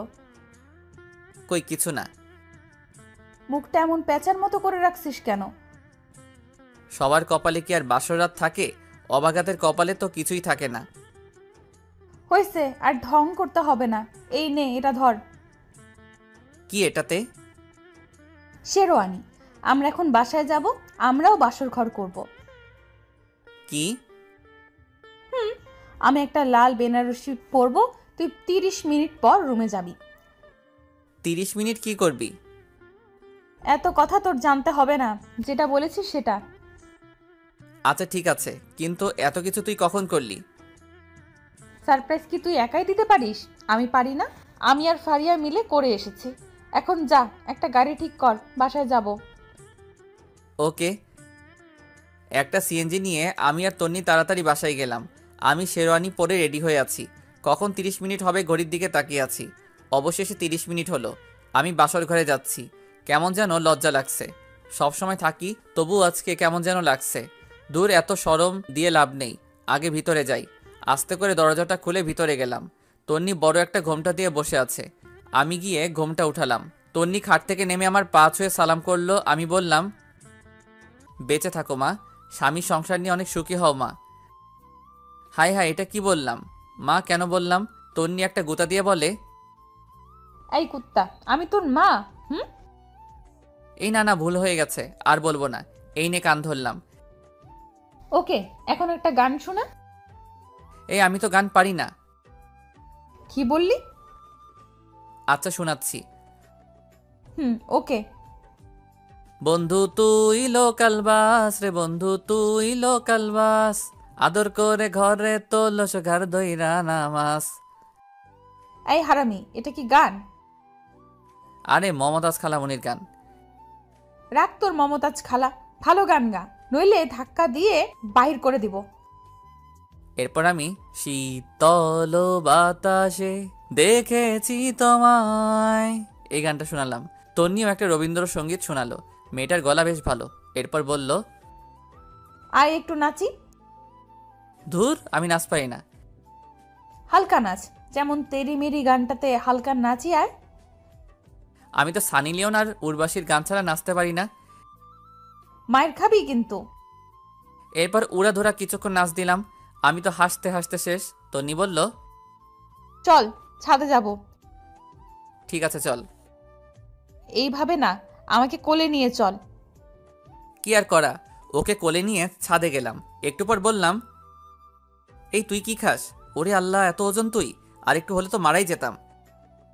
তন্নি কিছু না বলে আমার একটা হাত ধরে হাঁটতে লাগলো। আমারও অসম্ভব ভালো লাগা শুরু হলো। এরপর আমি তন্নিকে কোলে নিয়ে পুরো ছাদ ঘুরলাম। একটু পর শুরু হলো ঝুম বৃষ্টি। তন্নির ইচ্ছাটা উপরওয়ালা পূরণ করে দিল। দুজনে অনেক সময় ভিজলাম। হঠাৎ একটা বাজ পড়ার সাথে সাথে তন্নি আমাকে জড়িয়ে ধরল। এভাবে কিছুক্ষণ চলার পর দুজনে নিচে চলে আসলাম। তন্নি ভেজা কাপড় চেঞ্জ করে আসলো, আমিও আসলাম। একটু পর বললাম, এই শোন, আমরা ফ্রেন্ড ছিলাম ঠিক আছে, কিন্তু এখন তো স্বামী স্ত্রী হয়ে গেছি। এখন আর তুই করে বলবো না, তুমি করে বলবো। ধুর না, আমি তুই করেই বলবো। কিন্তু কেন? আচ্ছা ঠিক আছে, সবার সামনে তুমি করে বলবো, আর এমনিতে তুই করে বলবো। আচ্ছা ঠিক আছে। আচ্ছা শোন, আমার না অনেক ইচ্ছা আমার টুইন বেবি হবে। তাই নাকি? তাহলে তো আমাকে ডাবল কষ্ট করতে হবে। কেন? একটা ছেলের জন্য যে কষ্ট করতে হবে, দুজনের জন্য তো ডাবল কষ্ট করতে হবে, তাই না? এই, তোর মতলব কিন্তু আমি বুঝে গেছি। তাই নাকি? তাহলে তো ভালো। এই খবরদার কাছে আসবি না। আসলে কি হবে শুনি? আমি আস্তে আস্তে আগাতে লাগলাম আর তন্নি পিছাতে লাগলো। পিছাতে পিছাতে একসময় খাটের উপর গিয়ে পড়ে যায়। তন্নি লজ্জায় লাল হয়ে যায়, একটা কাপড় দিয়ে মুখ ঢেকে ফেলে। আমি কাপড়টা সরিয়ে ওর মিষ্টি মাখা ঠোঁটে আস্তে করে আমার ঠোঁট বসাই দিলাম। তারপর দুজনে হারিয়ে গেলাম অজানা এক রাজ্যে। থামেন, অনেক কিছু দেখে ফেলেছেন, এবার আমাদের একটু একা থাকতে দেন।